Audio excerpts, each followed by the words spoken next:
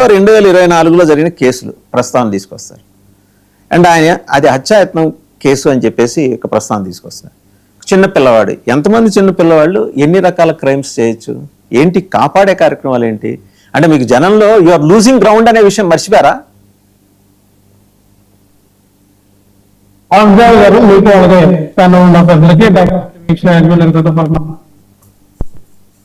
జగన్మోహన్ రెడ్డి గారి యొక్క మోటో ఏంటంటే యాక్సిడెంట్లు అన్నవి సర్వసాధారణ జరుగుతాయి, అది ఎవరి యొక్క ప్రభావం లేకుండానే జరుగుతాయి. మనం రోడ్డు మీదకి వెళ్తాం, కారు బస్సు వేసుకుని వెళ్తాం, లేదా బైక్ మీద వెళ్తాం. మనకు కావాలని ఇంటెన్షనల్గా యాక్సిడెంట్ చేయాలని చేయం కదా. అది కొన్ని అన్ఫార్చునేట్లీ కొన్ని సంఘటనలు, కొన్ని యాక్సిడెంట్లు అనేది జరుగుతాయి. సో జరిగినప్పుడు దాన్ని ఒక యాక్సిడెంట్గా చూడాలి తప్ప దాన్ని హత్యానేరం కింద, హత్యాయత్నం కింద దాన్ని ఒక మర్డర్ కేసు పెట్టి దానికి సంబంధించినటువంటి తల్లిదండ్రుల మీద కూడా మర్డర్ కేసులు ఇరికించి అరెస్ట్ చేయాలని ఏదైతే ఒక కుట్ర కోణం దాగి ఉందో దాన్ని మేము తప్పుపడతాం. యాక్చువల్గా యాక్సిడెంట్ జరిగినప్పుడు కేసులు జరుగుతాయి, దానికి తగ్గట్టు కేసులు పెడతారు. కానీ హత్యాయత్నం కేసు పెట్టడం, మర్డర్ కేసు పెట్టడం పైన మేము అడిగింది.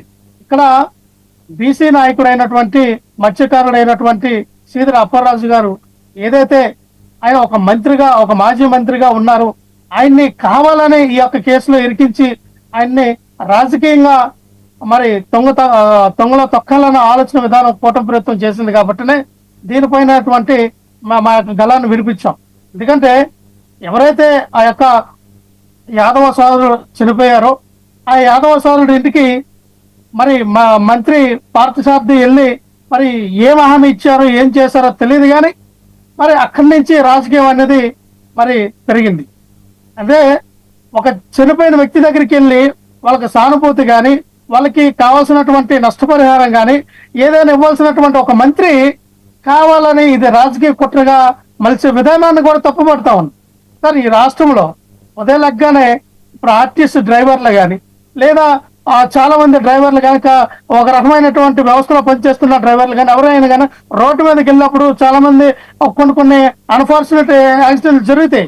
వాళ్ళ మీద హత్యానేరం పెడతామా, వాళ్ళ మీద మర్డర్ కేసు పెడతారా? పెట్టరు కదా సార్. ఇక్కడ సాధారణంగా పబ్లిక్ లో ఎప్పుడైనా ఇటువంటి ఇన్సిడెంట్ జరిగినప్పుడు బోత్ పార్టీల్ని పిలిచి వాళ్ళకి సహజ కుదిర్చేలాగా కొంతమంది పెద్ద మనుషులు కూర్చొని వాళ్ళకి జరిగినటువంటి నష్టం ఏంటనేది చెప్పి మాట్లాడుకుంటారు. లేదు వాళ్ళకి ఇష్టం లేదంటే కోర్టులో వేసుకుంటారు, కేసు నడిస్తే వాళ్ళకి రావాల్సినటువంటి నష్టపరిహారం కోర్టు ద్వారా ఒక 2 ఏళ్ళకో 3 ఏళ్ళకో వస్తుంది. సో అది ఇప్పుడు జరుగుతున్నటువంటి తతంగం. సో ఇక్కడ ఆ విధానాన్ని కాకుండా శ్రీధర్ అప్పలరాజు గారిని ఖచ్చితంగా ఇరికించాలి ఈ కేసులు అని చెప్పి ఇరికించి ఆయన అరెస్ట్ చేయడం. ఇరికించడం ఏంటంటే నాకు అర్థం కాదండి. ఒక్క నిమిషం రేగలేషన్. ఇరికించడం ఏంటి? వాళ్ళ అబ్బాయిని తప్పించాడా లేదా? తప్పించినప్పుడు అది ఇరికించడం ఎందుకు అవుతుంది? మీరు ఒక రీజనబుల్గా ఉండండి మాట్లాడేప్పుడు. కొంచెం దాంట్లో ఎంతో 10% అని మీకు అనుకూలమైన అంశం ఉండాలి. బిగిన అట్లా ఇరికించేశారు. ఎందుకు ఇరికిస్తారండి? అతను యాక్సిడెంట్ చేశాడు, ఎవరినో పక్క వాళ్ళని తీసుకొచ్చి పెట్టారు, ఇది ఇరికించడం ఎందుకు అవుతుంది? అండ్ మీ వాదన చాలా విచిత్రంగా ఉంది. ఫస్ట్ ఏంటంటే ఆయన ఏదో సిపిఆర్ చేశారు, వాళ్ళ నాన్న డాక్టర్ కాబట్టి పిలిచాడు, సిపిఆర్ చేశారని కూడా మారుతున్నారు జగన్మోహన్ రెడ్డి గారు. అది కూడా చూద్దాం ఒకసారి. అక్కడ మాట్లాడారు ఆయన జగన్మోహన్ రెడ్డి గారు. యాక్సిడెంట్ జరిగితే అసలు యాక్సిడెంట్ జరిగినప్పుడు 108 ఫోన్ చేసింది కూడా ఈ పిల్లోడే. 108 ఫోన్ చేసింది ఈ పిల్లోడే. మరి నిజంగా చెడు ఉద్దేశం ఉంటే ఈ పిల్లోడు ఎందుకు 108 ఫోన్ చేస్తాడు? 108 ఈ పిల్లోడు ఫోన్ చేయడమే కాదు, సిపిఆర్ కూడా, అంటే వాళ్ళ నాన్న డాక్టర్ కాబట్టి ఈ పిల్లోడు కూడా చూసి సిపిఆర్ చేస్తే, అంటే చెస్ట్ సిపిఆర్ అంటే ఫుల్ చెస్ట్ హార్ట్ పంప్ చేసే సిపిఆర్ని వాళ్ళ ఆయన చేయడం చూసి ఆరాటపడి ఆ మనిషిని బతికించాలని చెప్పి సిపిఆర్ కూడా చేసాడు. అందరి ముందర జరిగేది అందరి ముందర జరుగుతాన్న విషయాలే. అంటే ఆ మనిషిని కాపాడటం కోసం తాపత్రయపడ్డాడు. 108 ఫోన్ చేశాడు. మరి పోలీసులకు ఆ తర్వాత ఇన్ఫార్మ్ చేసింది కూడా ఈయన ఆయనే. మరి ఎవరైనా కూడా దాన్ని కప్పాలను, ఇంకొకటి చేయాలని ఎవరు తాపత్రయపడాల. ఒక అన్ఫార్చునేట్ ఇన్సిడెంట్ జరిగింది. ఒక అన్ఫార్చునేట్ ఇన్సిడెంట్ లో అందరూ కూడా కాపాడే ప్రయత్నమే చేస్తున్నారు తప్ప నుంచి దానికి బాధపడుతున్నారో తప్ప నుంచి అది ఎవరు చేయలేదు, ఎవరు కూడా వాళ్ళ తప్పు లేదు, పాపం చేయగలిగింది ఏముంది. సరే అయితే లక్ష్మణరావు గారు, ఇప్పుడు 108కి ఫోన్ చేసినంత మాత్రాన చేసిన యాక్సిడెంట్ అది పరిశుద్ధం అయిపోతుందా? 108కి ఫోన్ చేశారు, as a citizen, responsibility of a citizen, అది ఆయన చేశారు, వచ్చారు. తప్పించడం దేనికి? ఎవరిని కాపాడటానికి? వాసుదేవన్ గారు, మీరు అధికారంలో లేకపోతే ఇలా ఉంటే అధికారంలో ఉంటే ఎలా ఉంటుంది సార్? లక్ష్మణ్ గారు, వాసుదేవన్ గారు ఇదంతా కూడా ఒక ఆరోపణలుగా మనం చూడండి. మనం అనకండి, కలపకండి. మీరు మేమైనా ఎవరైనా సరే ఒక ఆరోపణగా చూడండి. ఎవరైనా కాదు, మీరు మాత్రమే ఆరోపణగా చూస్తున్నారు, మేము చూడట్లేదు. అది వాస్తవం. అది వాస్తవ ఆరోపణ పక్కన పెడితే వాసుదేవన్ గారు, ఆ అబ్బాయి ఇప్పుడు జగన్మోహన్ రెడ్డి గారు ఏదైతే చెప్పారో, ఆ అబ్బాయి ఇప్పుడు 18 సంవత్సరాల గల వయసు గల వ్యక్తి. ఆ అబ్బాయి ఇప్పుడు నీట్ ఎగ్జామ్ కూడా రాశారు. రాబోయే రోజుల్లో ఒక డాక్టర్ గా అవ్వడానికి ఆయన నీట్ ఎగ్జామ్ కూడా ఆయన ప్రిపేర్ అయ్యారని రాశారనే విషయం కూడా తెలుస్తా ఉంది. సరే, ఇక్కడ ఏంటంటే వాసుదేవన్ గారు, సిపిఆర్ అనేది ఎవరైనా చేస్తారు. ఎవరైనా మనకి ఉన్నటువంటి అంత అవగాహన మేరకు ఖచ్చితంగా సిపిఆర్ అనేది ఖచ్చితంగా ఎవరైనా చేస్తారు. దాన్ని మనం తప్పుగా మాట్లాడడం కరెక్ట్ కాదు. ఒక బాధ్యత గల పౌరుడిగా 108కి ఫోన్ చేశారు, సిపిఆర్ చేశారు. అలాగే మన చేతిలో ఉన్నంత వరకు మనం ఏదైనా చేయగలం. మన చేతి దాటిపోయిన తప్ప మానవ ప్రయత్నం తప్ప మనం ఏం చేయలేం. సో ఆ ఇన్సిడెంట్ జరగాలి, అలా జరిగిన దానికి ఎవరైనా మనం ఏం చేయలేం. కానీ ఇక్కడ ఏంటంటే ఇది కుట్రపూరితమైనటువంటి రాజకీయ కక్షగా కనబడుతోంది 100%. ఎందుకంటే సోదరులందరూ పెద్దిరెడ్డి రవికిరణ్ గారు మాట్లాడతారు, అరే ఎంత ఆ బాధిత కుటుంబాలని పరామర్శించాలి కదా.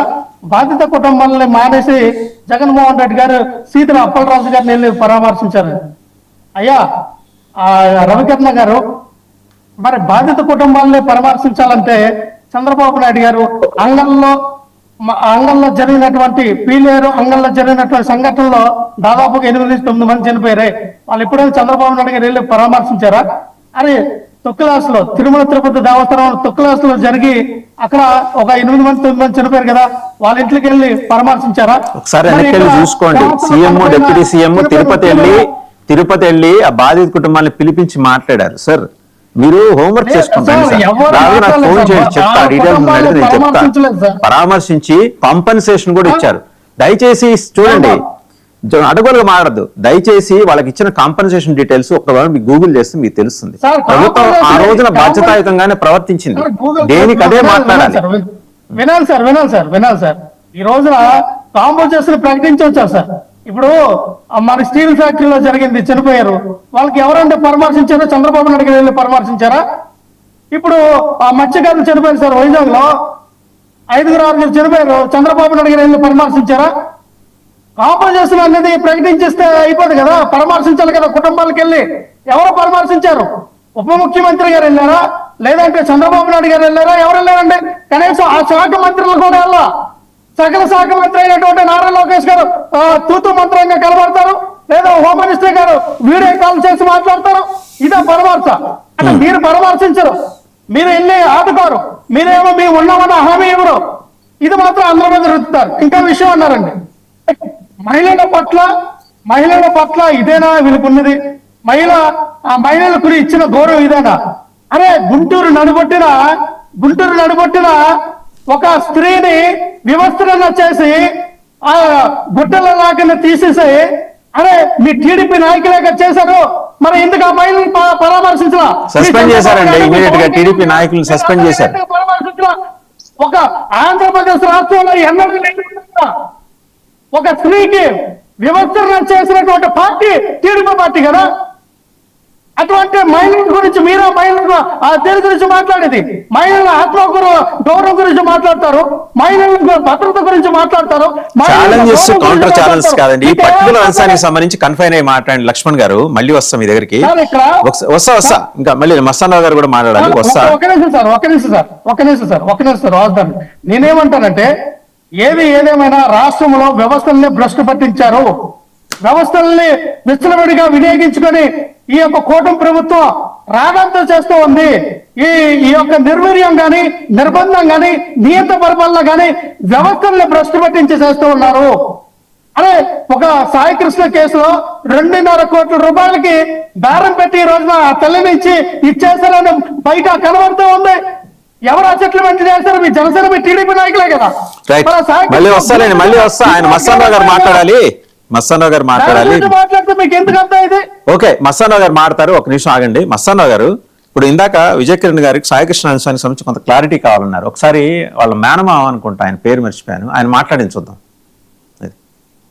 చూసి మీ దగ్గరకు వస్తా. సరే, మీరు మాట్లాడుతూ ఉండండి, ఆ బయట ప్లే చేద్దాం.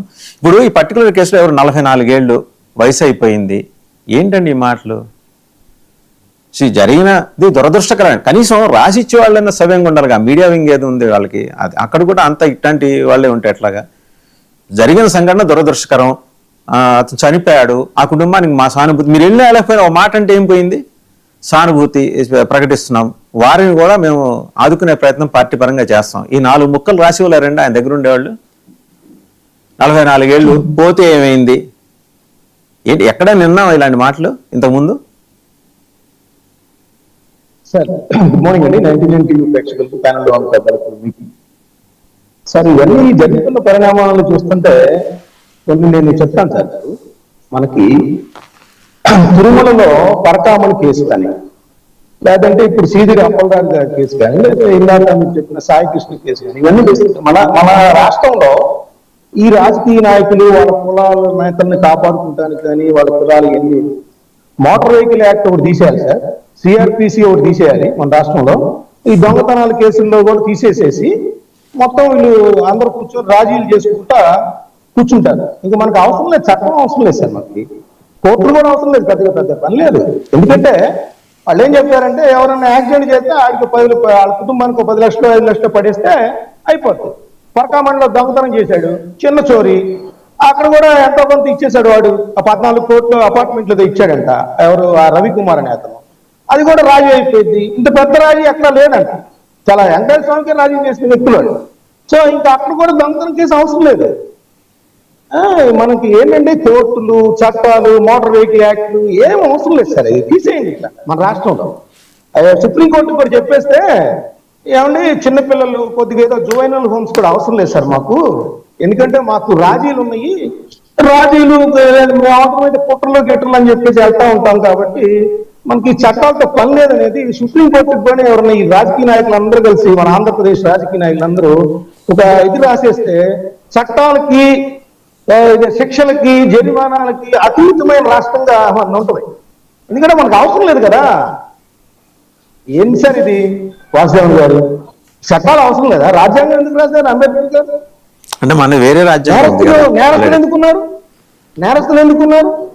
రోడ్ యాక్సిడెంటే ఓకే, రోడ్ యాక్సిడెంట్ ప్రమాదవశాత్తునే జరిగిద్ది.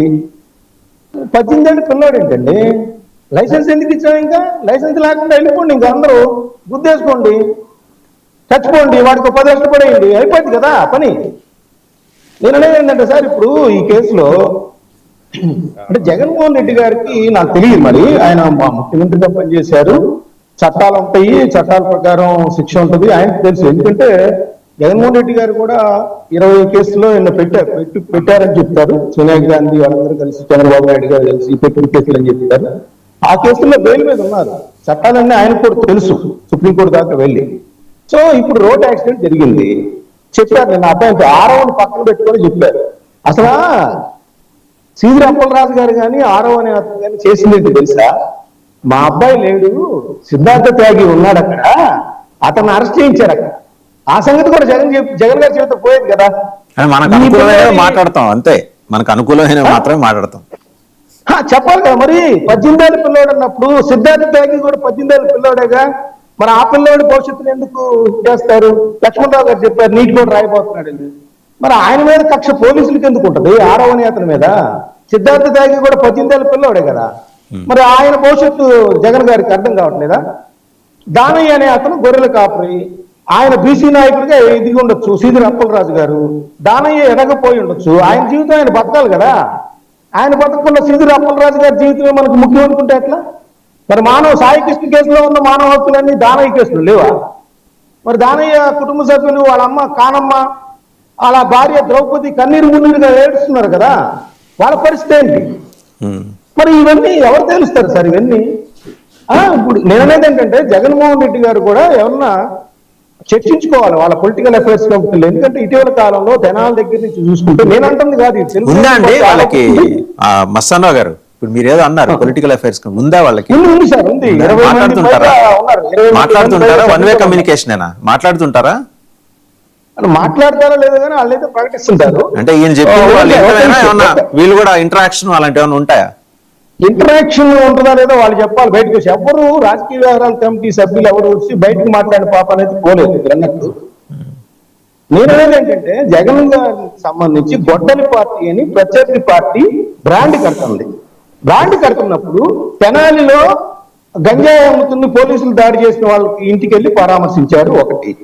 రెండోది సాయికృష్ణ అనే అతను నేరస్తుడు, సరే అతను చాలా నేరాల్లో ఉన్నాడు, కన్విక్షన్ కూడా అనుభవించి వచ్చాడు, సరే అతన్ని బూడిద చేశారు, అక్కడికి కూడా వెళ్ళారు.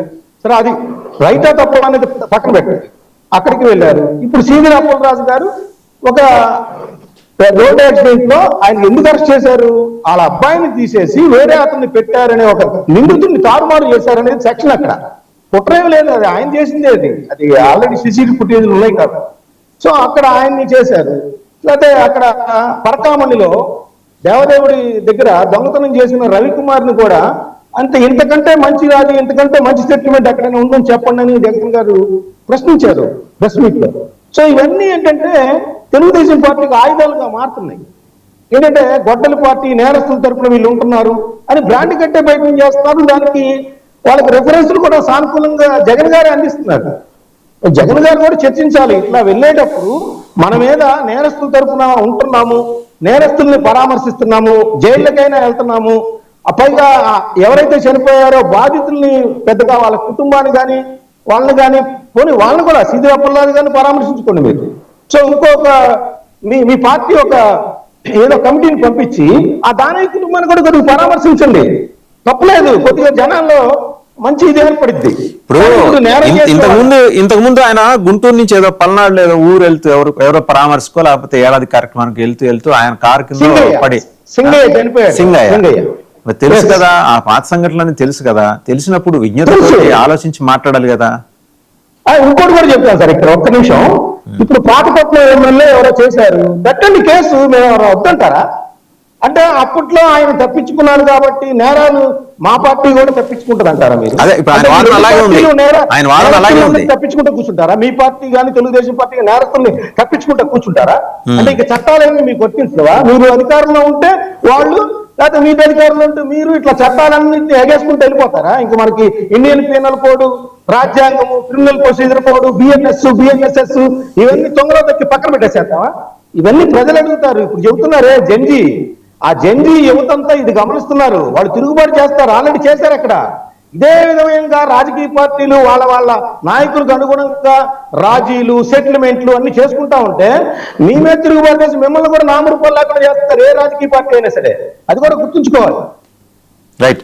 సరే రవికిరణ్ గారి దగ్గర, రవికిరణ్ గారు ఇప్పుడు ఒక ఉమెన్ ఎస్ఐని తోసేసిన ఆయన వైసీపీ నాయకుడు ఆయన పేరేంటి? చింతా రవికుమార్. ఆయన ఎంటెక్ చేశారు, విద్యాధికుడు, ఇవన్నీ చెప్పారు.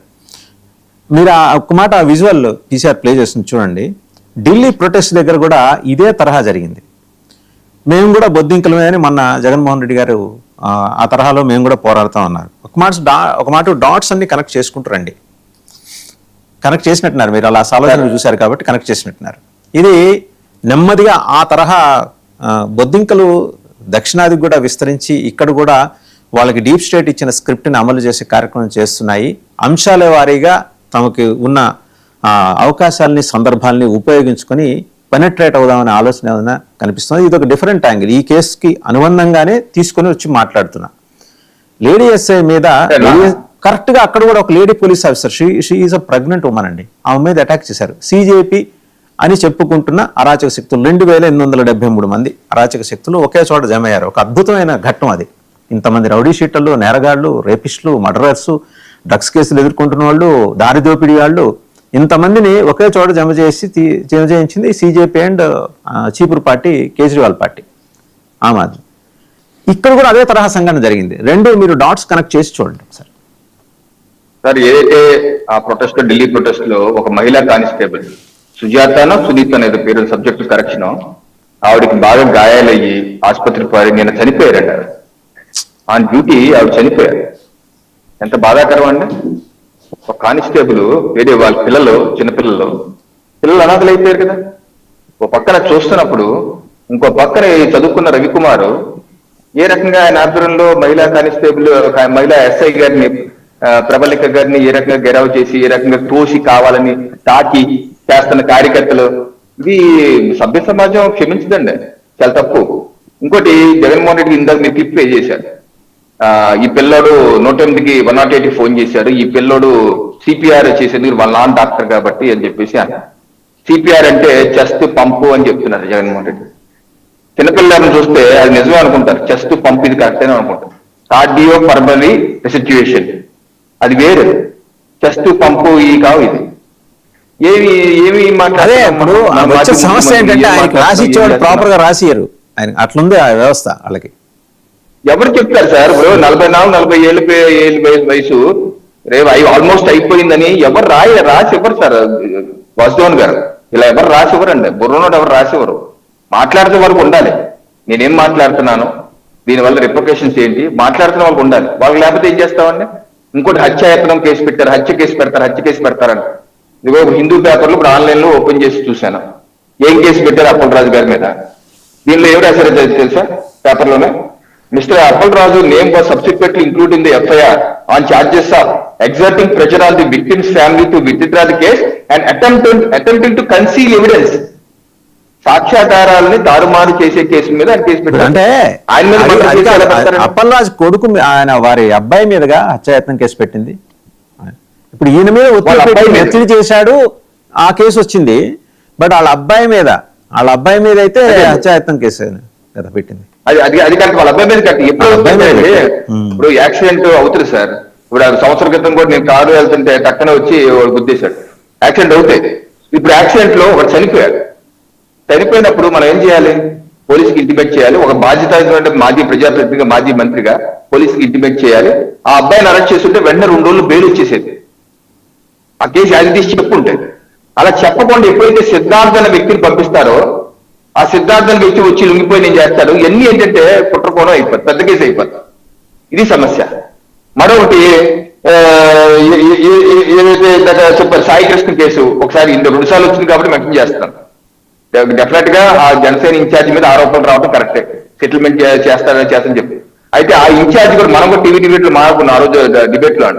ఆ ఇన్ఛార్జ్ కూడా వాయిస్ ఇచ్చారు, వీడియో ఇచ్చారు. నేను వాళ్ళ బంధువుల్ని నేను వెళ్ళి సమస్య ఏంటి కనుక్కొని చేసిన మాట వాస్తవమే, కాకపోతే సెటిల్మెంట్ చేస్తాను డబ్బులు ఇస్తాను అన్న మాట మాత్రం అవాస్తవం. ఇది ఏదో నిరూపిస్తే నేను రాజకీయాలను తప్పుకుంటాను కూడా అనండి. ఆ రోజు మనం కూడా మాట్లాడుకున్నాం విషయం మీద. నేనేదో తప్పు ఇప్పుడు ఇందాకన్నారు జగన్మోహన్ రెడ్డి గారు ఇచ్చాపురం ఎమ్మెల్యే చేశాడు, పాతపట్నం ఎమ్మెల్యే చేశారు. ఎమ్మెల్యే చేస్తే ఎమ్మెల్యే కొడుకు ఏదైనా చేస్తే మరి మీరేం చేస్తున్నారు? మా వరకు అయితే తెలియదు, కాకాయలు కూర్చొని మా వరకు అలా జరిగింది లేదు. మరి మీ పార్టీ ఏం చేస్తుంది? మీరు వెంటనే ఎక్స్పోజ్ చేయొచ్చు కదా, పోలీసులకు చెప్పచ్చు కదా, చెప్పకపోతే కోర్టుకి వెళ్ళొచ్చు కదా. కోర్టులో వేసి అప్పుడు అబాస్ పాల్ అనేది మా మేమే కదా, అబాస్ పాల్ అనేది మా ఎన్డీఏ కూటమే కదా అబాస్ పాల్ అయ్యేది. మరి మీరే అంటే ఒక నామ్ సెట్ చేస్తున్నారు. మనమేమన్నా రాజకీయ నాయకులు పిల్లలు అయితే ఇంక ఇలా మాట్లాడుకుంటూ పోతే అంటే రేపు రాజకీయ నాయకులు పిల్లలు పెళ్లి కూడా కావాలి. ఇంత దుర్మార్గుల రాజకీయ నాయకులు వాళ్ళ పిల్లలు అని చెప్పేసి సమాజంలో సామాజిక బహిష్కరణ కూడా చేస్తారు. మన చట్టాలు ఎవరికన్నా ఒకటే సార్, సామాన్యుడి కన్నా ఒకటే, ప్రధానమంత్రి కన్నా ఒకటే, ముఖ్యమంత్రి కన్నా ఒకటే.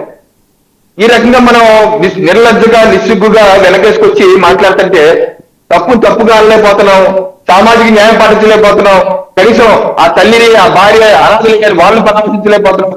చెప్పచ్చు తప్పు లేదు, పసిపిల్లలు చేస్తే తప్పేదని ఇప్పుడు కన్నా సార్ జగన్మోహన్ రెడ్డి గారు ఆలోచించుకోవాలి. రైట్. విజయ్ కిరణ్ గారు, ఇప్పుడు ఆయన ఒకటి చాలా ఇంటెన్షన్స్ చాలా స్పష్టంగా కనిపిస్తుంది. 1వ తారీఖు భోగాపురం ఇంటర్నేషనల్ ఎయిర్పోర్టు ప్రారంభోత్సవానికి బ్రహ్మాండంగా ఏర్పాట్లు జరుగుతున్నాయి. కరెక్ట్గా అదే టైం చూసుకొని ఇక్కడికి రావటం అనేది అంశాన్ని పక్కదో పట్టించి ఏంటంటే బీలిటిల్ గవర్నమెంట్, ప్రభుత్వాన్ని తక్కువ చేసి చూపించే కార్యక్రమాన్ని జగన్మోహన్ రెడ్డి గారు ఎత్తుకున్నారని మీ పార్టీ నాయకులు మిగిలిన వాళ్ళు కూడా ఆరోపిస్తున్నారు. అందులో కొంత సహేతుకమైన వాదన ఉంది. అంటే కొంత డిస్ట్రాక్ట్ చేయొచ్చు ఆ అంశం నుంచి ఇటువైపు. వాస్తవంగా భోగాపురం ఒక అద్భుతమైన ఎయిర్పోర్టు, 3 జిల్లాలకి ఆ మాటకు వస్తే ఒరిస్సాకి కూడా కనెక్ట్ చేయడానికి అవకాశం ఇప్పటివరకు ఉన్నది డిఫెన్స్ ఎయిర్పోర్ట్. మనకున్నది డిఫెన్స్ ఎయిర్పోర్ట్కి కొన్ని లిమిటేషన్స్ ఉంటాయి. మనం వాటికి లోబడే, వాళ్ళ నిబంధనలకు లోబడే ఉండాలి. ఇక్కడ ఏంటంటే ఇంటర్నేషనల్ ఎయిర్పోర్టు గ్రీన్ఫీల్డ్ ఎయిర్పోర్ట్ వస్తున్న క్రమంలో దీన్ని స్వాగతించాల్సిన అంశాన్ని పక్కన పెట్టేసి ఇలాంటివి ఎత్తుకుంటున్నారు అనే విమర్శ, ఆరోపణ మీ పార్టీ కానీ ఇతరులు కానీ ఈవెన్ సామాన్య జనాలకు కూడా అదే అభిప్రాయం ఉంది. నిజంగా ఆయన దీన్ని డైవర్ట్ చేయడం కోసం చేపట్టిన కార్యక్రమం లేకపోతే ముందుగా అనుకున్న కార్యక్రమం ఇది? సార్, వారు డైవర్ట్ చేద్దామనుకున్న ప్రయత్నాలు మొదటి నుంచి జరుగుతూ ఉన్నాయి. అమరావతికి సంబంధించిన కానీ, లేదు గూగుల్ డేటా సెంటర్ కానీ, ఇట్లా ఏ కంపెనీస్ వచ్చినా, అటు అనంతపూర్లో వచ్చే ప్రాజెక్ట్స్ కానీ, వీటన్నిటిని కూడా డైవర్ట్ చేయడానికి ఫస్ట్ నుంచి కూడా ప్రయత్నం చేస్తూ ఉన్నారు. దానిలో భాగంగానే గంగమ్మ జాతరలు, తలకాయలు నరకటాలు, ఇవన్నీ కూడా ఈ రౌడీ యాక్టివిటీస్ మొత్తం కూడా ఈ విధమైన డైవర్షన్ కోసం వాళ్ళు అనునిత్యం కూడా ప్రయత్నం చేస్తున్నారు. ఆంధ్రప్రదేశ్లో జరుగుతున్నటువంటి అభివృద్ధి పైన చర్చ జరగకూడదు. కొత్తగా ఎవరన్నా ఇక్కడ పెట్టుబడులు పెడదామంటే అక్కడ అశాంతి ఉంది, గొడవలు ఉన్నాయి అనేటువంటి ఒక క్రియేట్ చేయడం కోసం చేసినటువంటి ఈ యొక్క కుట్ర. ఈ కుట్రలో కూడా భస్మాసుర హస్తం పెట్టుకున్నట్టు ఆయన ఈ ఓదార్పు యాత్ర వల్ల ప్రజల్లో వాళ్ళే పలచన అవుతా ఉన్నారు. ఎందుకంటే ప్రజలకు క్లియర్గా అర్థమవుతా ఉంది, ఒక పేద కుటుంబానికి సంబంధించినటువంటి ఒక కుర్రవాడు చనిపోతే పర్వాలేదులే అనే విధంగా మాట్లాడినప్పుడు ప్రజలు అర్థం చేసుకుంటారు కదా. సో ఇటువంటి పరిస్థితిలో ఆంధ్రప్రదేశ్లో జరుగుతున్నటువంటి ఎంత అభివృద్ధి జరుగుతున్నా దాన్ని ఏదో ఒక రకంగా ఈ గొడవల వల్లనో, లేదు ఈ హేట్ పాలిటిక్స్, ఈ గొడవలు ఏదో ఒక రకంగా దీన్ని డైవర్ట్ చేయాలని ప్రయత్నం చేస్తారు. ఖచ్చితంగా వారి పప్పులు ఉడకవు. ప్రభుత్వం చేసినటువంటి అభివృద్ధి ప్రజల వద్దకు తీసుకెళ్తా ఉన్నాం, సంక్షేమం చేస్తా ఉన్నాం. వీటిని ప్రజల నుంచి దృష్టి మరలించాలన్నా మరలించలేనటువంటి పరిస్థితిలో ఈరోజు, ఎందుకంటే కేవలం సంక్షేమం మాత్రమే కాదు, అభివృద్ధి కూడా. ఎందుకంటే గతంలో సార్ మీకు తెలుసు, అనేక మంది హైదరాబాద్ నుంచి సినిమా ప్రొడ్యూసర్లు వాళ్ళు వీళ్ళు ఊళ్ళకి వెళ్తా ఆ రోడ్ల మీద మీమ్స్ చేసినటువంటి పరిస్థితి. ఒక కుర్రవాడు వాళ్ళ భార్య యాక్సిడెంట్ అయ్యి హాస్పిటల్లో చేర్పించి డబ్బుల కోసం ఇంటికి వెళ్తే వచ్చే దారిలో ఆ గుంతలో పడి ఆ భర్త చనిపోయాడు. అంత భయంకరమైనటువంటి పరిస్థితుల నుంచి ఈ రోజు ఫైనల్ గా రేగిడి లక్ష్మణరావు గారు ఫైనల్ చాలా క్విక్ గా మాట్లాడండి. ఇప్పుడు ఇందాక లేవనెత్తిన అంశానికి సంబంధించి అతను ఏం మాట్లాడాడో ఒకసారి చూద్దాం. లోకేష్ గారికి, ఈ రాష్ట్రంలో ఉన్న చంద్రబాబు నాయుడు గారికి, హోమ్ మినిస్టర్ అనిత గారికి, మన పవన్ కళ్యాణ్ గారికి, నారా లోకేష్ గారికి, మేము పనిచేసింది జనసేనకి, మేము పనిచేసింది లోకేష్ గారికి. మమ్మల్ని ప్రశ్నించమంది జనసేన నాయకుడు పవన్ కళ్యాణ్ గారు. మా దగ్గరికి రాజీకి వచ్చింది, మమ్మల్ని ఒప్పిస్తానికి, మమ్మల్ని బెదిరిస్తానికి, మా ఇంట్లో వాళ్ళని బెదిరిస్తానికి, ఆడపిల్లలను బెదిరిస్తానికి వచ్చింది జనసేన నాయకుడు, తూర్పు నియోజకవర్గ ఇన్ఛార్జ్ అంబిశెట్టి వాసు. ఈ ముఖంగా చెప్తున్నాం మేము. సరే, ఈ అంశం పక్కన పెడితే నాదొక ప్రశ్న అండి మీకు, శ్రీరప్పలరాజు గారు. దేశంలో మమ్మల్ని ఆందోళనలు చేయనీయకపోతే ప్రధానమంత్రిని కూడా గద్ద దించేస్తాం అనే బొద్దింకలకి మీకు ఏమన్నా బంధుత్వం, స్నేహం ఏర్పడిందా? అదే తరహా ఆందోళనని మీరు ఆంధ్రప్రదేశ్లో తీసుకురావడానికి ప్రయత్నం చేస్తున్నారా? మీ మీద ఆ సందేహాలు అయితే చాలా బలంగా ఉన్నాయి. అంటే దేశంలో ఆంతరంగిక భద్రతకి సవాలు విసిరే శక్తులకి మీరు బాసటగా నిలబడి మీ విచ్ఛిన్న రాజకీయాలు కొనసాగించడానికి నిర్ణయించుకున్నారా అనే ప్రశ్న ఉంది. ఆంధ్రప్రదేశ్ రాష్ట్రంలో విచ్ఛిన్న రాజకీయాలు చేయడానికి లేదా రౌడీజాన్ని, గోనైజాన్ని పెంపొందించడానికి చేస్తున్న కూటమి ప్రభుత్వం గురించి ఈ మాట అడగాలి. ఎందుకంటే రాష్ట్రం మనం చూస్తాం,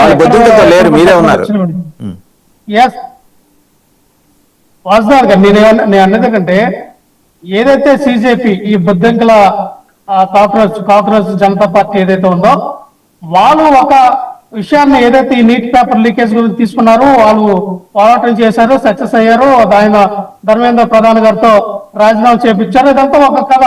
పొద్దున ఈ జన్సీ అనే విధానాన్ని ఎవరైతే ఈ జన్సీ ఉన్నారో వీళ్ళందరూ ఖచ్చితంగా రాజకీయాల పైన ఖచ్చితంగా వాళ్ళు పోరాటం చేస్తామని ప్రతి రాష్ట్రంలో కూడా, యావత్ భారతదేశంలో ప్రతి ఒక్కరు కూడా బయటకు వచ్చి వాళ్ళ యొక్క సమయం అయింది, తప్పనిసరిగా దీని మీద మళ్ళీ మాట్లాడతాం. Thank you very much Lakshmanarao గారు, మస్తానరావు గారు, రవికిరణ్ గారు అండ్ విజయ్ కిరణ్ గారు, అందరికీ ధన్యవాదాలు. సో జగన్మోహన్ రెడ్డి గారు చాలా అసంబద్ధమైన వాదన ఒకటి తెర మీదకి తీసుకొచ్చారు. ఏంటంటే 44 ఏళ్ళు కదా, పర్లేదు, వయసు అయిపోయింది. ఈ వయసు అయిపోయింది అనే దానికి పారామీటర్స్ ఎవరు ఫిక్స్ చేశారు? జనం అడుగుతారండి.